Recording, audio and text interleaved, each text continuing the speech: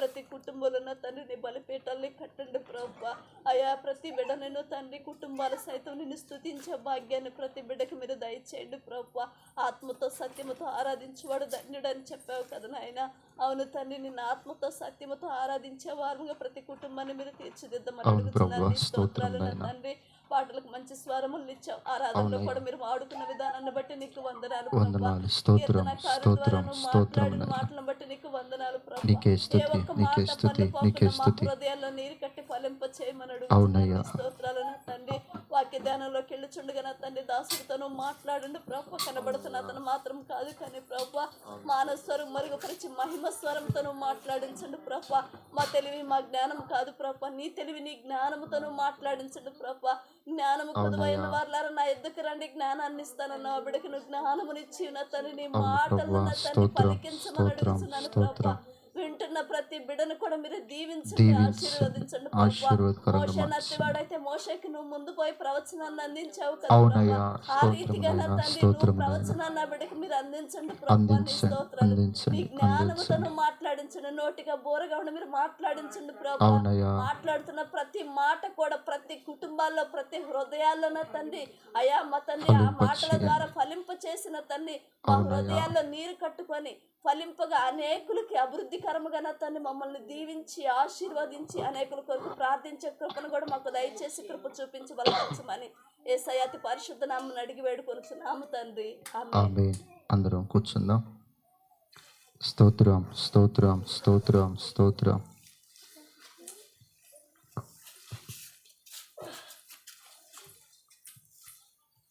దేవునికి స్తోత్రం. చల్ల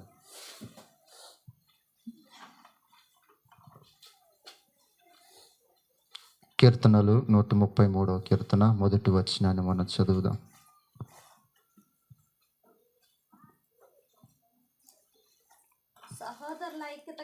సహోదరులు ఐక్యత కలిగి నివసించుట ఎంత మేలు ఎంత మనోహరము. చాలు. ప్రేమ కలిగిన మా దేవా నీకు స్తోత్రాలు. ఇప్పటి వరకు నాయనా పాటల ద్వారా మీరు మహిమ పొందారు. కొద్ది నిమిషాలు నాయనా ఈ చదవబడిన లేఖనముల నుంచి మీరు మాతో మాట్లాడండి. ఐక్యత కలిగి నివసించుట ఎంత మేలు ఎంత మనోహరం అనే లేఖనములో నుంచి ఈరోజు సూటిగా తేటగా మొహమాటము లేకుండా మీరు మాతో మాట్లాడి మహిమ పొందండి. ఇదిగునైనా నీ పక్షాన నిలబెట్టుకున్నందుకు నీకు స్తోత్రాలు. ఏమాత్రం కూడా అర్హత లేదు ప్రభువా, యోగ్యత లేదు, నిష్ప్రయోజుడునైనా నీ పక్షాన నిలబెట్టుకున్నందుకు నీకు స్తోత్రాలు. ఇదిగునైనా నా శక్తి నా బలము నా జ్ఞానము కాదు కానీ సమస్తము నీ ఆత్మ ద్వారానే జరిగిస్తూ ఉన్నారు. ఈరోజు కూడా నైనా నా నోరు కాదు నైనా నీ నోటిని నైనా మాటల ద్వారానే మాకు అందించండి. మీరే మాతో మాట్లాడండి ప్రభువా. నన్ను మరునైనా నీ సిలువు చాటున నన్ను మరుగుపరచండి. మీరే ప్రత్యక్షమై నీ ఆత్మ ప్రత్యక్షతతో నింపినైనా మీరు మాట్లాడమని వేడుకుంటున్నాను. కృపగల దేవా నీకు స్తోత్రాలు. ఈరోజు కూడా నేనే తగ్గిపోవాలి, మీరే హెచ్చించబడాలి. నేను కనుమరుగైపోవాలి, మీరు ప్రత్యక్షం అవ్వాలి. నీ దూతుల సంచారాన్ని ఈరోజున మేము కోరుకుంటూ ఉన్నాం. అయా బుద్ధి జ్ఞాన వాక్యములను మాకు బోధించండి. జ్ఞాన వాక్యములను మాకు బోధించండి. ఐక్యతలో ఉన్న ఆశీర్వాదములను ఈరోజు మాకు బోధించండి నాయన. సంఘమునైనా ఐక్యత కలిగి ఎలాగుంటే వారు దీవెనకరంగా ఆశీర్వాదకరంగా మార్చబడతారు అనే సంగతులనైనా ఈ ఆరాధనలో మాతో మాట్లాడండి. వాక్యము ధారాళంగా రాకున్నట్టు పడుతున్న ప్రతి చీకటి కార్యం యేసుక్రీస్తు నామములో లయపరుస్తూ మీరే మా మధ్యలో ఉండి మాట్లాడి మహిమ పొందమని యేసు నామములో అడుగుతున్నాము తండ్రి. ఆమేన్. ప్రియమైనటువంటి దేవుని బిడ్డలారా, ఈ ఆరాధనలోకి కూడి వచ్చిన మీ అందరికీ కూడా ప్రభునామంలో హృదయపూర్వక వందనాలు తెలియజేస్తూ ఉన్నాను. చదవబడినటువంటి మాట దావీదు రచించినటువంటిది. ఆయన ఐక్యత గురించి మాట్లాడుతూ ఉన్నాడు. సహోదరులు ఐక్యత కలిగి నివసించుట ఎంత మేలు ఎంత మనోహరము. ఐక్యత కలిగి నివసిస్తే అది ఎంత మేలు తెచ్చిపెడుతుందో, ఎంత అందంగా మనోహరంగా ఉంటుందో అనే విషయాలను ఈ ఉదయకాలంన ఈ ఆరాధనలో మనము కొన్ని ధ్యానం చేద్దాం ప్రియ దేవుని బిడ్డలారా. ఐక్యతలో ఉన్న ఆశీర్వాదం. సంఘము దేవుడు ఎప్పుడు కూడా ఐక్యత కలిగి ఉండాలనే చూస్తాడు, ఐక్యపరచాలనుకుంటాడు, ఐక్యతలో ఉండాలనుకుంటాడు. ఐక్యత లేకపోతే సంఘం చల్లాచెదురైపోతుంది. సంఘమైనా కుటుంబమైనా సమాజమైనా కానీ ఐక్యత కలిగి ఉంటేనే అది ఫలభరితంగా ఉంటుంది, మేలుకరంగా ఉంటుంది, మనోహరముగా మార్చబడుతుంది. చివరిలో దేవుడు ఒక మాట ఉంటాడు, ఆశీర్వాదమును శాశ్వత జీవమును అచ్చట నుండవలెనని యెహోవా సెలవిచ్చుచున్నాడు. ఎచ్చట నుండవలెనంటే ఐక్యత ఉన్న చోట ఆశీర్వాదము శాశ్వత జీవము అచ్చట ఉంటుందంట. అయితే ప్రియ దేవుని బిడ్డలారా, ఈ ఐక్యత లేకనే చాలామంది వెనకబడిపోతూ ఉన్నారు. ఐక్యత లేకనే చాలా కుటుంబాలు దేవుని మార్గాన్ని తప్పిపోయి లోక సంబంధమైన మార్గాల్లో జీవిస్తూ ఐక్యత లేకుండా కుటుంబాలు చెల్లాచెదురుగా మారిపోతున్న పరిస్థితులు మనం చూస్తూ ఉన్నాం. అయితే సంఘము మాత్రము ఎప్పుడు ఐక్యత కలిగే ఉండాలి. ఐక్యతలోనే ఆశీర్వాదం ఉంటుంది, ఐక్యతలోనే జీవం ఉంటుంది, ఐక్యతలోనే ప్రభు ఆత్మ మన పైన సంచారం చేస్తూ ఉంటుంది. ప్రియ దేవుని బిడ్డలారా, మనం గమనించినట్లయితే సంఘంలో ఉన్నటువంటి ప్రతి ఒక్కరు కూడా ఒక ఐక్యత, యూనిటీ అంటారు దాన్ని ఇంగ్లీష్లో. యూనిటీ, ఐక్యత కలిగి ఉంటేనే సంఘం ఎప్పుడు కూడా బలమైనటువంటి ఆయుధంగా తయారవుతుంది. మనకున్నటువంటి చేతి వేలుని మనం గమనిస్తే ఇలా ఉంటేనే ఒక్కొక్కటి ఒంటరిగా ఉంది. ఒంటరిగా ఉన్నటువంటి వేలుని ఇలా ఎరగదీయటం చాలా సులువు, కానీ అన్నీ కలిసి పిడికిలుగా ఉంటే దాన్ని వేరు చేయటము కష్టం. అవునా కదా? దాన్ని తీయాలన్నా కూడా కష్టమవుతుంది, ఎందుకంటే వారందరూ కలిసి ఏకముగా ఉన్నారు కాబట్టి. సంఘము కూడా ఐక్యత కలిగి ఒక పిడికిలులాగా ఉండగలిగితేనే అది బలమైనటువంటి సంఘంగా మార్చబడుతుంది. అపవాది వచ్చి వారిని త్రోసివేయటానికి కానీ వారిని పడద్రోయటానికి కానీ అవకాశము ఉండదు. అపోస్తులైనటువంటి పేతురు గారు ప్రసంగం చేస్తే 3,000 మంది ఒకసారిగా బాప్తిసం పొందారు. ఆ 3,000 మంది అడిగిన ప్రశ్న ఏమిటంటే, ఇప్పుడు మేము బాప్తిసం పొందాం కదా, ఇప్పుడు మేము ఏం చేయాలి అని పేతురు భక్తుని అడిగితే, పేతురు భక్తుడు సెలవిచ్చినటువంటి మాట ఏమిటంటే, మీరు అపోస్తుల బోధ యందును, సహవాసమందును, ప్రార్థన యందును, రొట్టె విరుచుట యందును ఎడతెగక ఉండండి. అందులో ఒక మాట సహవాసము. సంఘము ఎప్పుడు సహవాసముగా ఐక్యతగా ఉంటేనే తనకి బలము. ఎప్పుడు కూడా మండుతూ ఉండాలంటే సహవాసం అవసరం, ఐక్యత అవసరం, యూనిటీగా ఉండటం అవసరం. ఏ పని చేసినా కూడా అది ఐక్యత కలిగి చేస్తేనే ఆ పని సంపూర్తి అవుతుంది. ఏ పని మనం ప్రారంభించినా ఒకరు చేసే పనికి అందరూ కలిసే చేసే పనికి తేడా ఉంటుందా లేదా? అవునా? పొలం పనులు కూడా మనం చూస్తూ ఉంటాం. ఎవరు కూడా ఒకరిని పిలవరు, అవునా? ఒక 10 మందినో 15 మందినో పిలుస్తారు, ఎందుకంటే త్వరగా పని అయిపోతుంది. అలాగే సంఘంలో ఏ పనైనా కూడా అందరూ కలిసి ఐక్యతగా చేస్తేనే ఆ పని ముందుకెళుతుంది. దేవుని పని ఐక్యత కలిగి చేయాలి. దేవుని పని ఒకటిగా కలిసి చేయాలి. సంఘంలో ఉండేవారందరూ కూడా ఏకాత్మతోనే ఉండాలి, ఏక మనసు కలిగి ఉండాలి, ఒకే మనసు అందరిలో పని చేయాలి. ప్రియ దేవుని బిడ్డలారా, యేసు ప్రభుల వారికి 12 మంది శిష్యులు, వారు ఎప్పుడు కూడా గొడవపడినట్లు మనం బైబిల్ గ్రంథంలో చూడం. వారు ఎప్పుడు కూడా వేరే వేరే విధాల్లో తగాదులు అడుగున్నట్లుగా కూడా మనము చూడం. కానీ పేతురు గారు ఒక్కడు మాత్రమే కొంచెం దూకుడుగా ఉంటాడు తప్ప మిగిలిన వారందరూ కూడా మంచిగానే ఉంటారు. వాళ్ళల్లో ఉన్నటువంటి ఒక ఐక్యత, ఒక మనస్సు, ఏక మనస్సు, దాన్ని ఒకే అభిప్రాయము, ఒకే మాట, ఒకటే బాట, ఒకటే మార్గము వారు కలిగి ఉండగలిగారు. ప్రియ దేవుని బిడ్డలారా, ఒక సందర్భాన్ని బైబిల్ గ్రంథంలో మనం జ్ఞాపకం చేసుకుందాం. ఆది కాండము 6వ అధ్యాయము 8వ వచనాన్ని మనం చదువుదాం. 6వ అధ్యాయము 18వ వచనాన్ని చదువుదాం. 18వ వచనం. అయితే 18వ వచనం, 6వ అధ్యాయము 18వ వచనం. అయితే నీతో నా నిబంధన స్థిరపరచుదును. ఇక్కడ గమనించాలి, నీవును నీతో కూడా నీ కుమారులను, నీ భార్యయు, నీ కోడండ్రును ఆ ఓడలో ప్రవేశింపవలెను. చాలు. మనం చూస్తున్న ఈ సందర్భము నోవాహు యొక్క కుటుంబం గురించి మనం చూస్తూ ఉన్నాం. ఆ కుటుంబంతో దేవుడు, అయితే నీతో నిబంధన నేను స్థిరపరుస్తూ ఉన్నాను. నువ్వు ఏం చేయాలంటే, నీవు, నీ కుమారులు, నీ భార్య, నీ కోడండ్లు వీరందరూ కూడా ఏం చేయాలా? ఓడలో ప్రవేశించాల. ఇక్కడ ఓడ మందిరము. ఈ ఓడలోనికి మనం అందరము కూడా ఐక్యతగా ప్రవేశించగలిగితేనే మనకు రక్షణ ఉంటుంది. ఈ మందిరాన్ని ఐక్యత కలిగి కట్టగలిగితేనే మనకు రక్షణ. ఈ సందర్భాన్ని చదివినప్పుడు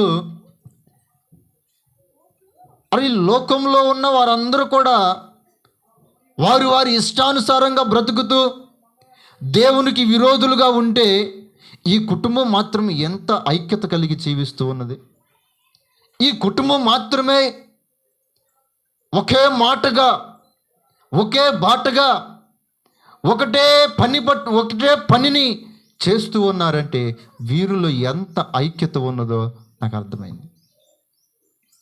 ఈ రోజున భర్త మాట భార్య వినట్ల, భర్త మాట పిల్లలు వినట్ల, ఎవరి ఇష్టానుసారం అనేటువంటి బ్రతుకులు వారి అయిపోయినాయి. ఎవరి ఇష్టానుసారంగా వారు జీవించడం అయిపోయింది. ఇంట్లో ఒక కార్యం చేస్తున్నారంటే ఒక మాట మీద ఉన్నట్ల, ఒక మాట ప్రకారంగా నడవట్లా. ఏదైనా కార్యము చేయాలంటే నాకు పెత్తనం ఇస్తేనే నేను చేస్తాను అంటూ ఉంటాం. ఇదిగో డబ్బంతలు నా చేతిలో పెట్టి నాకు పెత్తనం ఇస్తేనే నేను చేస్తాను అనే స్థితిలోనికి ఈ రోజున మనుషులు వెళ్ళిపోతూ ఉన్నారు. ఐక్యతను మరిచిపోతూ ఉన్నారు. దేవుడు నోవాహుతో చెప్పిన మాట ఏమిటంటే, నువ్వు రక్షణ అనే ఓడను కట్టుకో. ఇదిగో ఈ భూమి అంతా నాశనం అయిపోతున్నది కదా, నీవు నీ కుటుంబం బ్రతికుండాలంటే ఈ ఓడను కట్టుకో అని నోవాహుతో చెప్పాడు. గమనించాలి, నోవాహుతోనే చెప్పాడు, వారి కుటుంబీకులతో చెప్పలా. నోవాహుతోనే మాట్లాడాడు దేవుడు, నోవాహుతోనే ఈ విషయాన్ని చెప్పాడు. అయితే వారి కుటుంబీకులు ఎంత ఐక్యత కలిగి ఉన్నారంటే, ఆ కుటుంబ యజమాని యొక్క మాటకు వాళ్ళు లోబడ్డారు.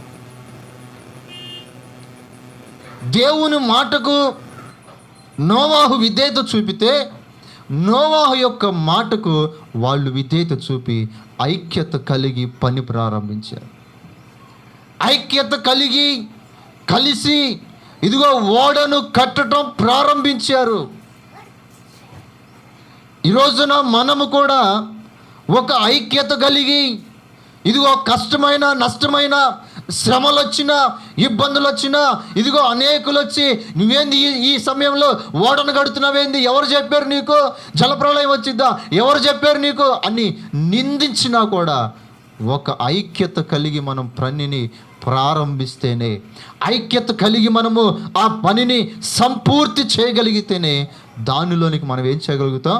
ప్రవేశించగలుగుతాం.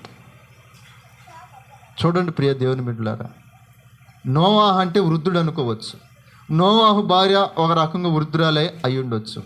కానీ వాళ్ళ కొడుకులు కోడళ్ళు కూడా ఏమై ఉన్నారు?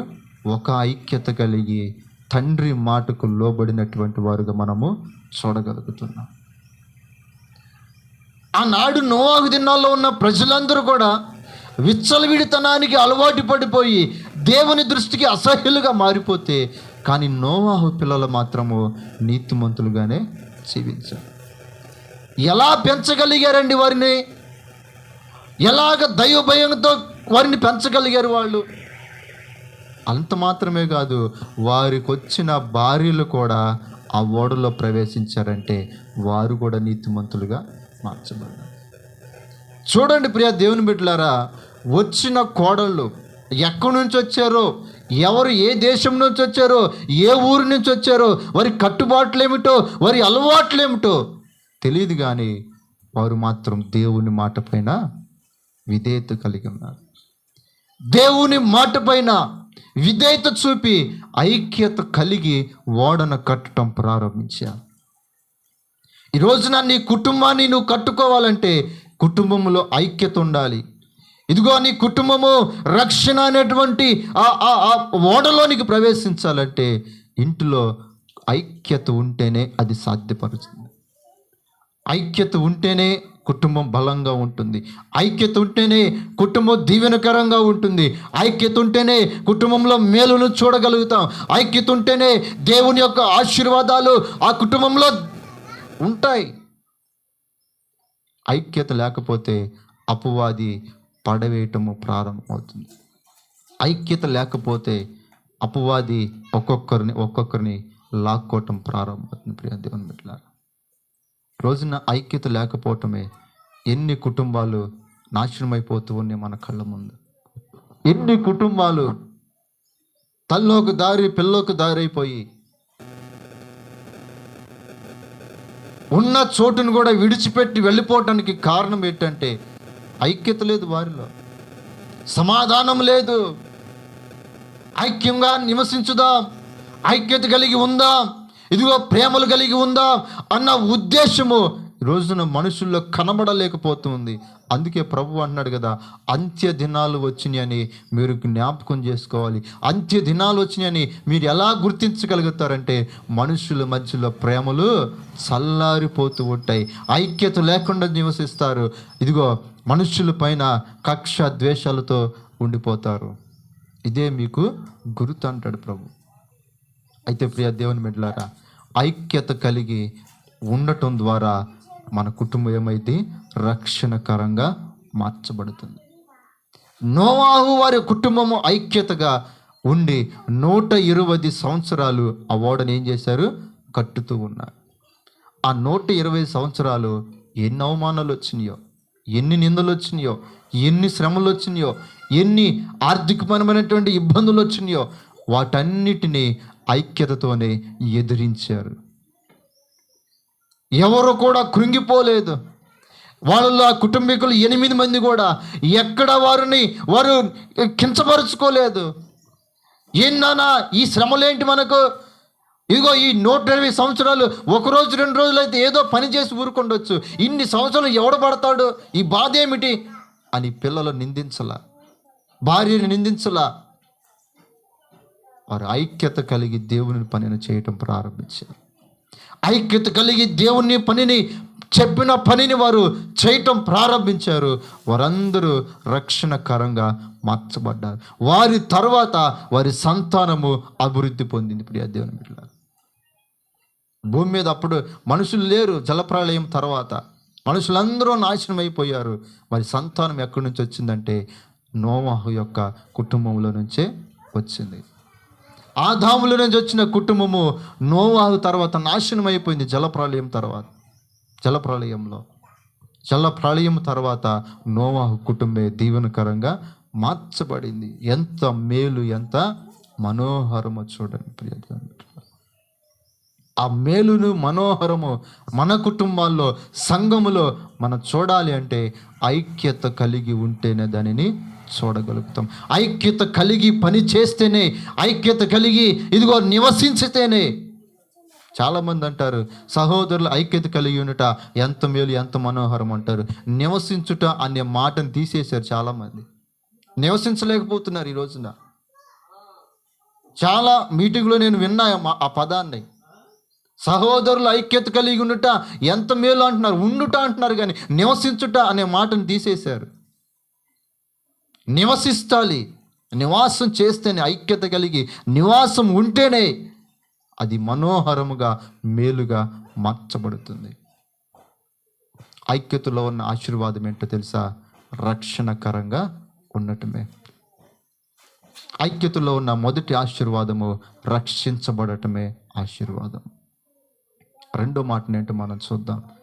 దానియేలు గ్రంథం 21వ అధ్యాయము. ఆ దానియేలు గ్రంథం 3వ అధ్యాయం 21వ వచనం చదువు. దానియేలు గ్రంథము.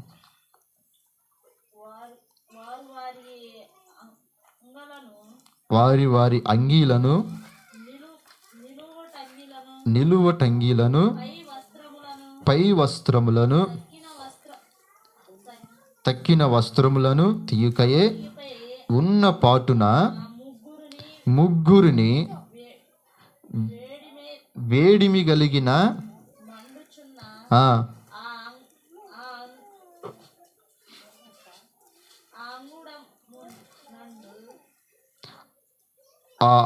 వేడిమి కలిగిన మండుచున్న ఆ గుండము నడుమ పడవేసే. చాలు ప్రియ దేవుని బిడ్డలారా, ఇక్కడ మనము ఒక ముగ్గురు వ్యక్తులని చూస్తూ ఉన్నాం. ఈ ముగ్గురు వ్యక్తులు కూడా ఒక తల్లి బిడ్డలు కాదు. ఎవరు ఆ ముగ్గురు అంటే షడ్రక్, మెషక్, అబేద్నెగో అనేవారు. వీరు నెబుకద్నెజరు అనేటువంటి రాజు దగ్గర పనిచేస్తున్న వారే. వీరు ఒక తల్లి బిడ్డలు కాదు. వీరు అక్కడ పనిచేస్తూ స్నేహితులుగా మారిపోయినటువంటి వారు. వీరిలో ఎంత ఐక్యత ఉన్నదంటే చనిపోవటానికి కూడా సిద్ధపడినటువంటి ఐక్యత. స్తోత్రం కలుగును గాక. వారి ఆరాధన ఒకటే, వారు ఆరాధిస్తున్న దేవుడు ఒక్కడే. వారిలో ఉన్న ఐక్యత కూడా ఒక్కటే అయ్యున్నది. ప్రియ దేవుని బిడ్డలారా, ఎంత ఐక్యత అంటే మరణానికి కూడా వారిని వారు అప్పగించుకునేంత ఐక్యత. ఆ ముగ్గురిలో ఎక్కడ కూడా విభేదాలు లేవు.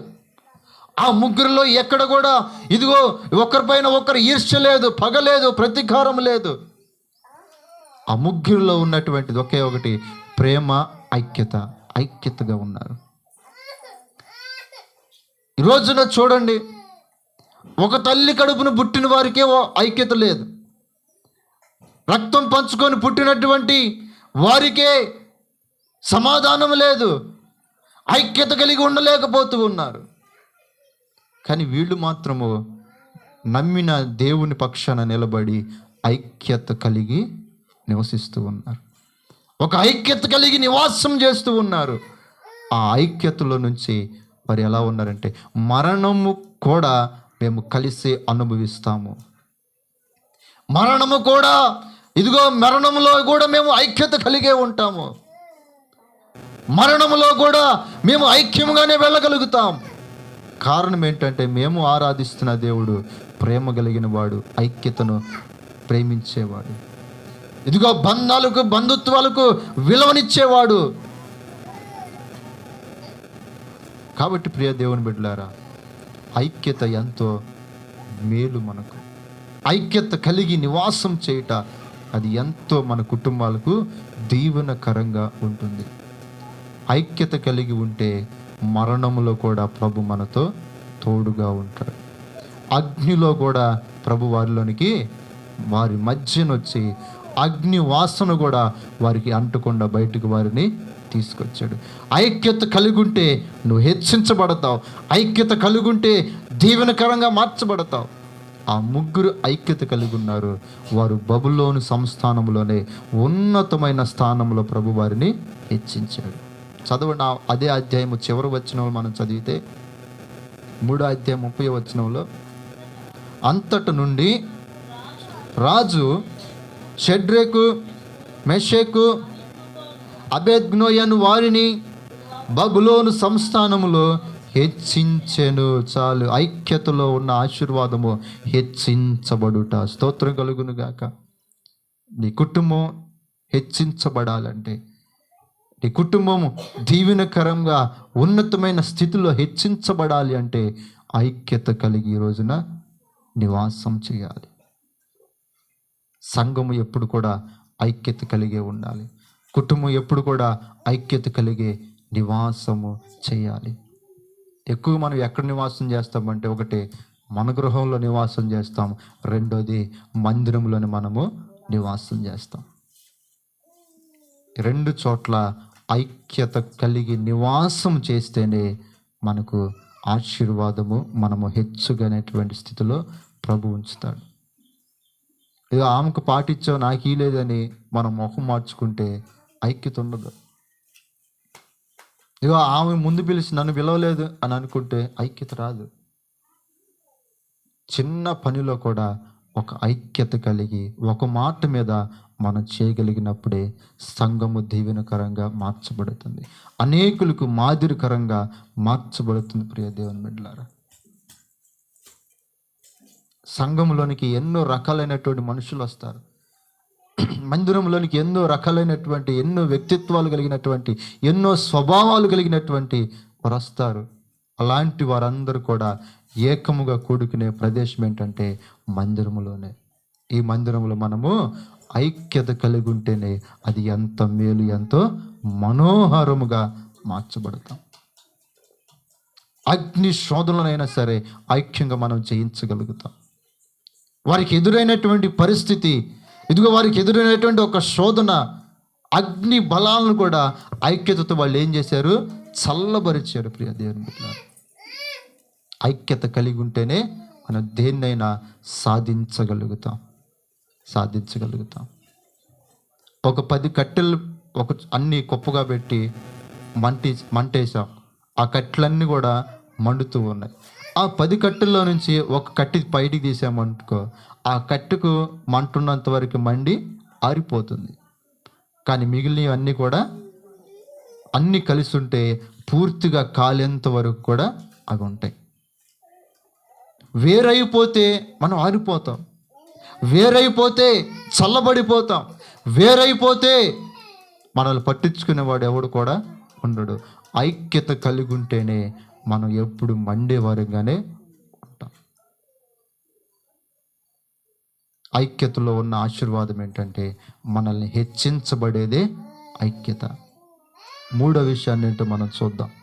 అపోస్తుల కార్యములు 1వ అధ్యాయం 14వ వచనం. అపోస్తుల కార్యములు 1వ అధ్యాయము 14వ వచనం.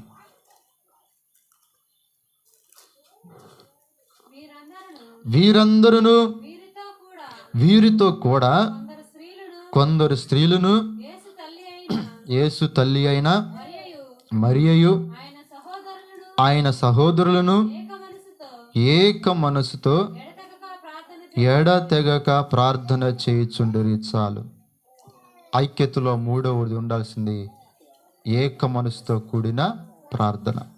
యేసు ప్రభులు వారు మరణించి తిరిగి లేచి 40 దినాలు మరలా భూమి మీద ఆయన శిష్యులకు అగపడుచు చివరిగా ఆయన ఆరోహణమై వెళ్ళిపోయిన తర్వాత ప్రభు ఒక మాట చెప్తాడు.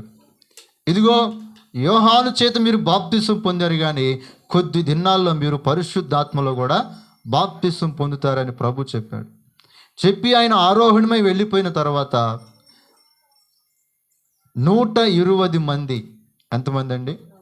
120 మంది వారందరూ కూడా ఏకముగా కూడి ఐక్యత కలిగి ప్రార్థన చేయటము ప్రారంభించారు. ఐక్యత కలిగి ప్రార్థన చేయటము వారు ఎప్పుడైతే ప్రారంభించారో పరిశుద్ధాత్మ అగ్ని జ్వాలల వలె వారి మీద దిగటము ప్రారంభించింది. అక్కడ రాయబడిన మాట, వీరందరూ ఐక్యత కలిగి ప్రార్థన చేస్తూ ఉన్నారు. మన మీటింగ్ రోజు కొంచెం బాధ కలిగించినటువంటి విషయం ఏంటంటే, అరే అందరూ ఏ ఒక్కరైనా వచ్చి ప్రార్థన చేద్దాం రండి అని అంటారేమో అన్న ఆశ నాలో కలిగింది. కానీ ఎవరిలో ఆ ఆశ ఆసక్తి కనిపించాల. ప్రార్థన చేద్దామండి అని మరి సేవకుడు మరి కష్టపడుతున్నాడు, మరి స్టేజి కూడా వేసాడు, మరి ఎలా ఉన్నాడు ఏంటి అని వచ్చి చూసి పలకరించి, అయ్యా పోతే పోయిందిలే, మరి వర్షం పడింది, దానికి మనం ఏం చేయలేము కదా, కలిసి ప్రార్థనన్నా చేద్దాం రండి అన్న ఐక్యతతో వస్తారేమో అని ఎదురు చూస్తాను నేను. కనీసం ప్రార్థనన్నా చేద్దాము అనే మనసు కూడా ఈరోజు లేదు అంటే ఎక్కడ మన ఐక్యత? ఎక్కడుంది మన ఐక్యత? ఐక్యత లేకపోతే ఆత్మ ఎలా మనం పొందుకోగలుగుతాం? 120 మంది ఇదిగో ఐక్యత కలిగి ప్రార్థన చేస్తూ ఉండగా బలమైన అభిషేకం వారి మీదకి దిగొచ్చింది. ఆత్మతో నింపబడాలంటే సహవాసంలో ఐక్యత కలిగి ఉంటేనే ఆత్మ నీలో పని చేస్తూ ఉంది. ప్రియ దేవుని, ఆ రోజు పని జరగకుండానే దాదాపు 5,000 రూపాయలు అయిపోయింది, ఊరికే అయిపోయింది, పని జరగల. కానీ సమస్తము మేలు కొరకే అని ప్రభుని స్తుతిస్తూ గణపరుస్తూ ఉన్నారు. ఇన్స్ట్రుమెంట్స్ వాళ్ళకి 1000 రూపాయలు అడ్వాన్స్ ఇచ్చా, స్టేజ్ వాళ్ళకి 1000 రూపాయలు అడ్వాన్స్ ఇచ్చా, కానీ అవేవి తిరిగి మనకు రాలేదు. అయినా పర్లేదు, మరొక రోజు గొప్పగా ప్రభు జరిగిస్తాడని నేను అనుకున్నా. ఇది కూడా నాకు ఒక పరీక్ష ఏమో, వీడు అనుకున్నాడు కానీ చేస్తాడా లేదా అని ప్రభు పరీక్షించాడేమో అని అనుకుంటూ ఉన్నా. ఆ పరీక్షలో పాస్ అయ్యాం కాబట్టి ప్రభు గొప్పగా నన్ను చూస్తూ ఉన్నాడు. ప్రియ దేవుని బిడ్డలారా, దేవునికి స్తోత్రం కలుగును గాక. ఎందుకు నేను ఆ మాట చెప్పానంటే, విజయవాడ నుంచి ఒక సహోదరి నాకు ఫోన్ చేశారు. ఆ ముఖం నాకు తెలియదు అసలు, ఆమెకి నాకు అసలు పరిచయం లేదు. ఆమె ఫోన్ చేసి, మీకు నేను సహకరిస్తానయ్యా అని చెప్పారు. ఇది అయిపోయిన తర్వాతనే, ఈ 3వ రోజు, ఈ వర్షం అంతా ఆగిపోయిన అన్నీ అయిపోయిన తర్వాతనే ఆమె ఫోన్ చేసి, నేను నీకు సహకరిస్తానయ్యా, నా కోసం ప్రార్థించండి అని వాళ్ళు ఫోన్ చేశారు. చాలు ప్రభువా, నువ్వు నా కష్టాన్ని చూసావు, నువ్వు నాకు తోడుగా ఉన్నావని ప్రభుని స్తుతిస్తూ ఉన్నా. ప్రియ దేవుని బిడ్డలారా, ఐక్యత కలిగి ఉంటేనే మనం ఏ పనినైనా చేయగలుగుతాం. ఏలియా మనలాంటి స్వభావం కలిగిన మనుష్యుడే, కానీ ప్రార్థన చేస్తే వర్షము ఆగిపోయిందంట.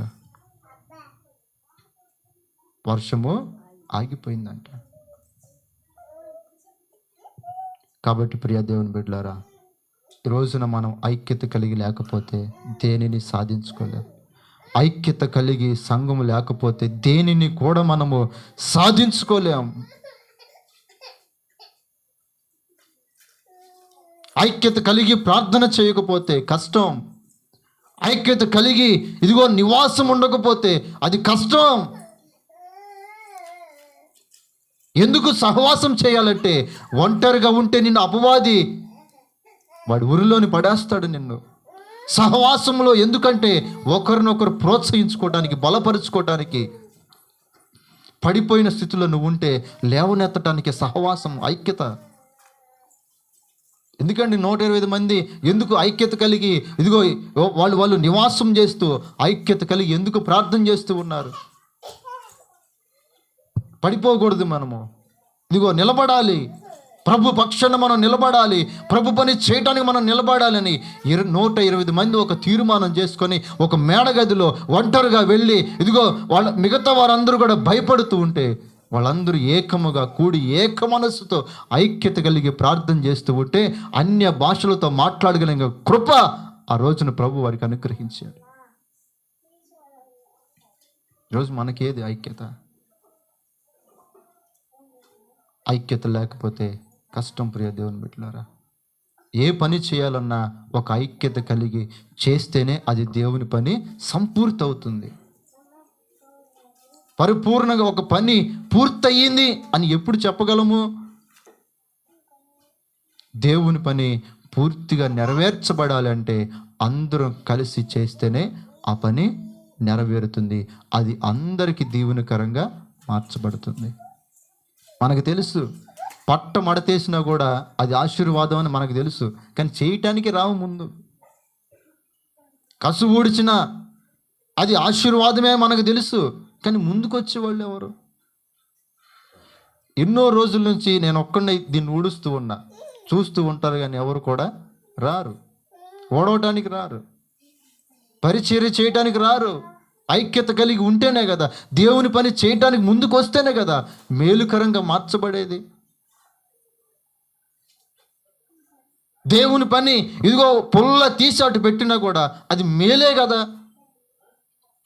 ఆ మేలును పొందుకోవాలని, మేలు జరిగిద్దని మనకు తెలుసు, కానీ చేయటానికి వచ్చే మనసు మనలో ఉండాలా. ఆ మనసు లేకపోతే, ఆ ఐక్యత లేకపోతే దేవుని పని చేయలేం, కష్టం అది. కాబట్టి ప్రియ దేవుని బిడ్డలారా, ఐక్యత కలిగి నివసించుట ఎంతో మేలు, ఎంత మనోహరము. ఐక్యత కలిగి అందరూ ఐక్యత కలిగి పనిచేస్తూ ఉంటే అది చూడటానికి ఎంత అందంగా ఉండిద్ది, ఎంత చక్కగా ఉండిద్ది. అనుకునే వాళ్ళు కూడా చూడండి, వాళ్ళు ఎంత ఐక్యత కలిగి, ఎంత ప్రేమ కలిగి వాళ్ళు పనిచేస్తూ ఉన్నారు అని అనేకులు మన గురించి సాక్ష్యం చెప్పాలంటే ఈ సంవత్సరం నుంచి అయినా ఐక్యత కలిగి మనం పని ప్రారంభిద్దాం. ఐక్యత కలిగి ఉండటానికి ప్రారంభించుతాం. ప్రార్థన పెట్టినప్పుడు వాళ్ళు ఏదో పెట్టుకుంటారో మనకి ఎందుకు అనుకోకూడదు. సహవాసంలోనికి వస్తేనే నువ్వు స్థిరపరచబడగలుగుతావు. సంఘం యొక్క సహవాసంలో నువ్వు చేర్చబడితేనే అది నీకు మేలుకరంగా, దీవెనకరంగా, ఆశీర్వాదకరంగా మార్చబడుతుంది ప్రియ దేవుని బిడ్డలారా. కాబట్టి ఐక్యత కలిగి నివసించుదాం, అది మనకు మేలుకరంగా, దేవుడు దీవెనకరంగా మార్చబడునుగాక. తలలు వంచుదాం, ప్రార్థన చేద్దాం.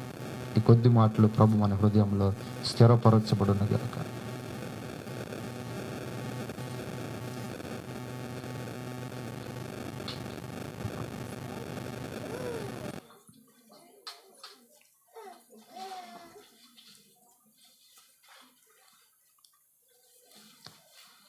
ప్రార్థన చేద్దాం. ఇప్పటి వరకు ఐక్యత లేకుండా మనం జీవించినట్లయితే, ఇదిగోనయ్యా ఈ రోజున ఈ సంవత్సరంలో ఈ చివరి ఆదివారంన నేను తీర్మానం చేసుకుంటున్నా, ఇదిగో ఈ సంవత్సరంలో నేను ఐక్యత లేను ప్రభువా, ఈ చివరి ఆదివారం దీన్ని విడిచిపెడుతూ ఉన్నా. రేపటి నుంచి ప్రభువా, ఇదిగో నేను తీర్మానం చేసుకుంటున్నా, సంఘంలో నేను ఒక ఐక్యత కలిగి ఉంటానయ్యా. నీ పనిని అందరితో కలిసి నేను చేస్తాను ప్రభువా. ఇదిగో నాయనా, నా కుటుంబంలో ఒక ఐక్యత కావాలయ్యా. నా కుటుంబం ఐక్యతగా మార్చబడాలి. ఇదిగో నేను మారితే చాలయ్యా, నా కుటుంబం మార్చబడుతుంది. నేను ఐక్యత ఉండాలని, ప్రేమ చూపాలని నాలో ఒక ఆలోచన, నాకు స్థిరమైన మనసును నాకు కలిగించండి అయ్యా. ఇదిగో ఐక్యత కలిగి నేను జీవించాలి ప్రభువా. ఇదిగో నాయనా, నోవాహు వారి కుటుంబం ఐక్యత కలిగి ఎలాగో రక్షణ ఆయన ఓడను కట్టుకున్నారో, ఈరోజు నా కుటుంబం కూడా అలా కట్టుకోవాలయ్యా. అలాగే నా కుటుంబాన్ని నేను కట్టుకోవాలి ప్రభువా. ఇదిగోనైనా ఐక్యత కుటుంబంలో ఉండాలంటే, ఐక్యత రావాలంటే మనలో ప్రేమ ఉండాలి, సమాధానం ఉండాలి, ఇదిగో ప్రేమించగలిగిన గుణం ఉండాలి. కాబట్టి ప్రియ దేవుని బిడ్డలారా, ఇదిగో కుటుంబంలో ఐక్యత లేకుండా ఉంటుంటే ఈరోజు నుంచి అయ్యా, ఇదిగో కుటుంబంతో, భర్తతో, పిల్లలతో నేను ఐక్యత కలిగి ఉంటాను, ప్రేమ కలిగి ఉంటాను అయ్యా, సమాధానం కలిగి ఉంటాను. ఇదిగో నా కుటుంబం ఒక ఐక్యతగా ఉండాలి. ఇదిగో నేను ఐక్యత లేకునే అపవాది చొరబడ్డాడు మా కుటుంబంలో. ఐక్యత లేకునే నాయన, ఇదిగో నా భర్తకు మారు మనసు లేదు అయ్యా, నీ కృప దయచేయండి. ఇదిగో ఐక్యత కలిగి నాయన, ఇదిగో నీతో మేము పెనవేసుకోవాలి ప్రభువా. మా కుటుంబాలు, సంఘము ఫలభరితంగా మార్చబడాలి. ఇదిగో ఈ సంవత్సరం నేను ఫలించలేకపోయాను, ఇదిగో నేను ఫలించాలయ్యా. వాక్యం సెలవిస్తుంది, ఫలించని ప్రతి చెట్టు కూడా నరకబడి అగ్నిలో పడవేయబడునని. ఇదిగో నేను ఫలించే మొద్దులాగా ఉండకూడదు ప్రభువా. ఫలించని మొద్దులాగా నేను ఉండకూడదు నాయనా. చిగురు వేయని మొద్దులాగా నేను ఉండకూడదయ్యా. నాలో చిగురు పుట్టించండి, నాలో ఒక చిగురును పుట్టించండి అయ్యా. ఐక్యత కలిగించండి ప్రభువా. ఐక్యత కలిగిన ఆత్మను నాకు అనుగ్రహించండి. ఇదిగోనైనా ప్రేమ కలిగిన ఆత్మను నాకు అనుగ్రహించండి. ఏక మనసుతో ప్రార్థించగలిగిన ఆత్మను అనుగ్రహించండి. ఏక మనసుతో కూడుకునే సహవాసం కలిగిన ఆత్మను అనుగ్రహించండి అయ్యా. అయ్యా నీకు స్తోత్రము నాయనా. వందనాలయ్యా. ఒక తీర్మానం చేసుకుందాం ఈ యొక్క మధ్యాహ్న సమయంలో ఆయన సన్నిధిలో ఉండగా. మన అంతరంగాలని, మన మనసులను పరిశీలిస్తున్న దేవుడు, నీ ప్రార్థనను వింటున్న దేవునికి ఒక్కసారి తీర్మానం చేసుకుందాం. ఎదుగునైనా ఈ సంవత్సరం నేను ఎవరితో ఐక్యత లేకుండా ఉన్నాను. ఎదుగునైనా రాబోతున్న నూతన సంవత్సరంలో నేను నూతన వ్యక్తిగా నేను చూడాలి, నూతన వ్యక్తిగా నేను మార్చబడాలి. ఒక ఐక్యత, ప్రేమ నాలోనైనా కలగాలి. అట్టి విధమైన కృప నాకు అనుగ్రహించండి అయ్యా, నాకు అనుగ్రహించండి ప్రభువా. స్తోత్రమునైనా. రమ్య మండలం ప్రార్థన నడిపిస్తారు.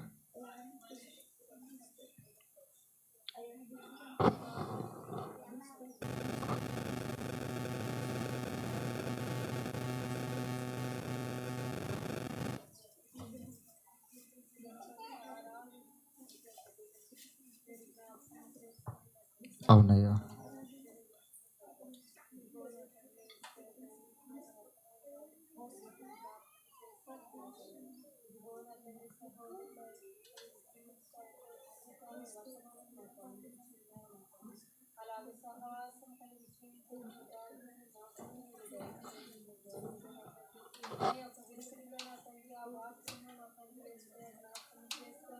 మా హృదయాల్లో నాటు వేసుకొని ఒక భాగ్యం దయచేయండి. అంటు కట్టబడి జీవించే ఒక సహవాసం నా తండ్రి దయచేయండి.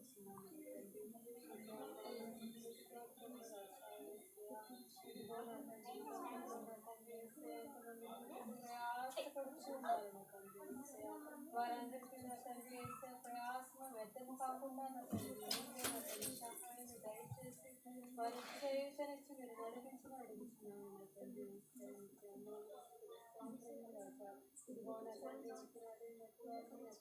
అవునయ్యా, స్తోత్రం. అవును ప్రభువా, అనుగ్రహించండి.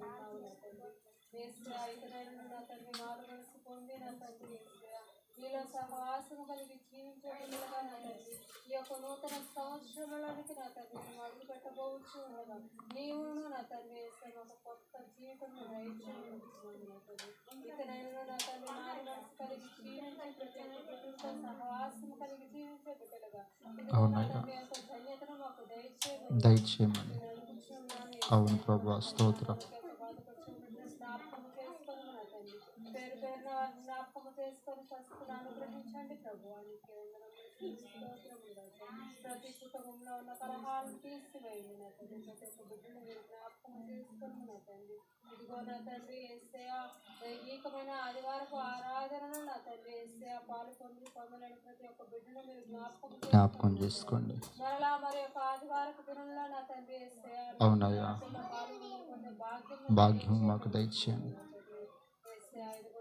మాలో మీరు మాట్లాడండి ప్రభు. ప్రార్థన మాకు నేర్పించండి తండ్రి. ప్రార్థనా విధానం మాకు నేర్పించండి నా తండ్రి. ఇదిగో నా తండ్రి నిన్ను ఎలాగో నా తండ్రి వేస్తే ఆడవలసిన ప్రార్థన మాకు నేర్పించండి నా తండ్రి. కన్నీటి ప్రార్థన, సుందరి ప్రార్థన మాకు నేర్పించండి. అవునయ్యా, స్తోత్రం.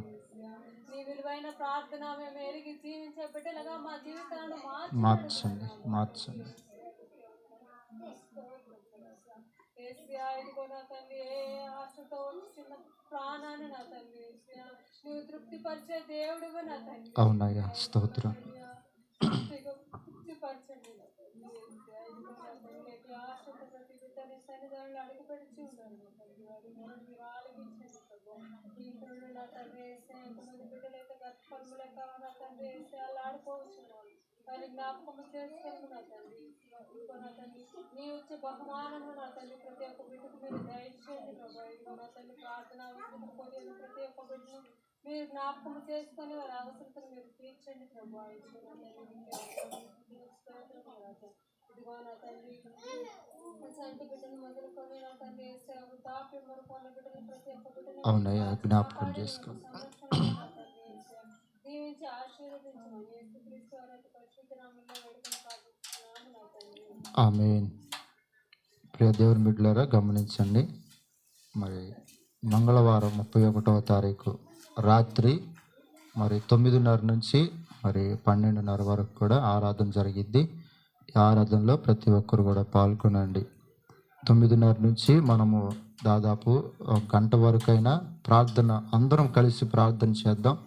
ఒక్కొక్కరంగా కలిసి ప్రార్థనలో గడుపుతూ మనం ముందుకు కొనసాగాల్సినటువంటి సమయం అది. కనుక అందరం ప్రార్థన చేయాలి ఆ రోజున.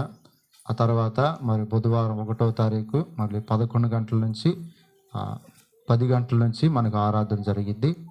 అది కూడా గమనించండి. ఆ రోజు ఏమైనా భోజనాలు ఉన్నాయా? మరి అందరికీ భోజనాలు కూడా మరి బుధవారం రోజున నూతన సంవత్సరం రోజున భోజన ఏర్పాట్లు కూడా చేస్తున్నారు కనుక వంట చేయడానికి సహకరించండి. ఎవరైతే మరి అందరూ కూడా కలిసి పని చేస్తూ మనందరం కూడా ఐక్యత కలిగి నూతన సంవత్సరంలో మనము అడుగు పెడదాం. అటు విధమైన కృప. అలాగే మంగళవారం రాత్రి మరి డేట్ మారిన తర్వాత మన ప్రభు బలలోనికి వెళ్ళాల్సినటువంటి సమయం కనుక ఆ రోజు సిద్ధపడండి, ప్రార్థన పూర్వకంగా ఉండండి. ప్రభు బలలో మనం చేయవేద్దాం. ఇంకేమైనా సాక్ష్యాలు కానీ ఏమైనా ఉంటే మరి చెప్పాలని మనం చేస్తూ ఉన్నాను. సరే.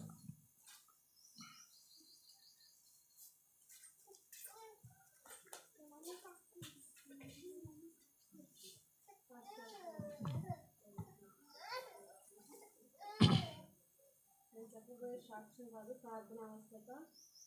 అంటే దూరంగా ఉంటుంది, బాగుంటుంది. ఆ బిడ్డ గురించి మీరందరూ ప్రార్థించండి. అలాగే మా అత్తగారి గురించి కూడా ప్రార్థించారు. తప్పకుండా ప్రార్థన చేద్దాం, జ్ఞాపకం ఉంచుకుందాం. ఈ ప్రార్థన అంశాలను అందరం ప్రార్థనలో పెడదాం. దేవుడు ఉన్నతమైన కార్యాలు వారి పట్ల జరిగించునుగాక. చివరి ప్రార్థన చేసుకొని మన గృహాలకు వెళదాం. ప్రేమ కలిగిన మా దేవా, నీకు స్తోత్రాలు. ఇప్పటి వరకు నాయన ఆరాధన అంతా క్రమంగాను మర్యాదగాను మీ నామానికి మహిమకరంగా జరిగించిన విధానాన్ని బట్టి నీకు స్తోత్రాలు చెల్లిస్తూ ఉన్నాను. ఐక్యత కలిగి నివసించుట ఎంత మేలు, ఎంత మనోహరమని మీరు మాతో మాట్లాడినందుకు నీకు కృతజ్ఞతలు. అవునయ్యా, ఐక్యత కలిగి ఉంటేనే మాకు రక్షణ ఉంటుంది. ఐక్యత కలిగి ఉంటేనే మేము హెచ్చించబడతాం. ఐక్యత కలిగి ఉంటేనే నీ అభిషేకాన్ని మేము పొందుకోగలుగుతాం నాయన. కనుకనైనా బిడ్డలందరికీ ఐక్యత కలిగిన ఒక మనస్సును మీరు అనుగ్రహించండి. ఐక్యత కలిగి నీ పరిచర్యను ముందుకు కొనసాగించడానికి, ఐక్యత కలిగి నీ రాజ్యాన్ని కట్టడానికి, ఐక్యత కలిగి నీ సువార్తను ప్రకటించడానికి కృప మా అందరికి మీరు దయచేయండి. ఇప్పుడు వచ్చిన బిడ్డలందరూ మీ చేతులకు అప్పగిస్తున్నానయ్యా. ఏ ఒక్కరునైనా ఏ అవసరంతో వచ్చారో ప్రభు అయ్యా, వారి ఒట్టి చేతులతో వెళ్ళకూడదు ప్రభు. నీ దీవెనతో నింపండి నాయన. బలహీనులను బలపరిచి పంపించండి. అవసరతలో ఉన్న వారిని అవసరాలు తీర్చి పంపించండి. ఎవరినైనా ఇరుకులు ఇబ్బందులు గుండా ఉన్నారో అటన్నిటిని నైనా మీరు తీర్చి మీ నామానికి మహిమకరంగా బిడలను దీవెనకరంగా మార్చమని వేడుకుంటూ ఉన్నాను. కూడి వచ్చిన ప్రతి ఒక్కరిని మీ చేతులకు అప్పగిస్తున్నానయ్యా. నీకే స్తోత్రాలు చెల్లిస్తూ ఇదిగో ప్రభా, మంగళవారం రాత్రి జరగబోతున్న ఆరాధన కొరకే నీకు స్తోత్రాలు చెల్లిస్తూ ఉన్నా. ఆ రోజు చేయబోతున్న ప్రార్థనల కొరకే నీకు స్తోత్రాలు అయ్యా. ఇదిగో నేను నూతన వ్యక్తులుగానైనా ఒక తీర్మానాలతోటి ప్రభా మేము నూతన సంవత్సరంలో అడుగు పెట్టడానికి నీ కృప దయచి ఆ రోజునైనా నీ బలలో చేవేస్తున్న ప్రతి బిడ్డను కూడా మీ చేతులకు అప్పగిస్తూ ఉన్నాను. ఇదిగో మమ్మల్ని మేము వివేచించుకొని ప్రభువా, ఇదిగో మమ్మల్ని మేము పరీక్షించుకొని నీతిమంతులుగానైనా నీ బలలో చేయవేయడానికి నీ కృప దయచాను అయ్యా. బుధవారం 1వ తారీఖు నూతన సంవత్సరం రోజున జరగబోతున్న ఆరాధన కొరకే నీకు స్తోత్రాలు చెల్లిస్తున్నా. ఆ రోజు ప్రతి ఒక్కరిని మీరు దర్శించండి నాయన. నీ కృపతో నింపండి. నూతన మేలులతోటి, నూతన కార్యాలతోటి ప్రభువా నీ బిడ్డల జీవితాలను నింపి మీరు మహిమ పొందమని వేడుకుంటున్నాను. జరగబోయే ప్రేమ విందులో కూడా మీరు కృప చూపించి మహిమ పొందమని వేడుకుంటూ కూడి వచ్చిన ప్రతి ఒక్కసారి మరొకసారి నీ బిడ్డలందరూ మీ చేతులకు అప్పగించుకుంటూ మా ప్రభును రక్షకుడునైన యేసుక్రీస్తు నామమున అడిగి వేడుకుంటున్నాను తండ్రి, ఆమేన్. తండ్రి అయిన దేవుని ప్రేమ, కుమారుడైన యేసుక్రీస్తు వారి యొక్క కృప, పరిశుద్ధాత్మక అన్యోన్య సహవాసము సన్నిధి ఇక్కడున్న మనకును మన కుటుంబాలకును సకల పరిశుద్ధులకును సదాకాలం దేవుడు తోడయుండి నడిపించునగాక. ఆమేన్. అందరికీ వందనాలు.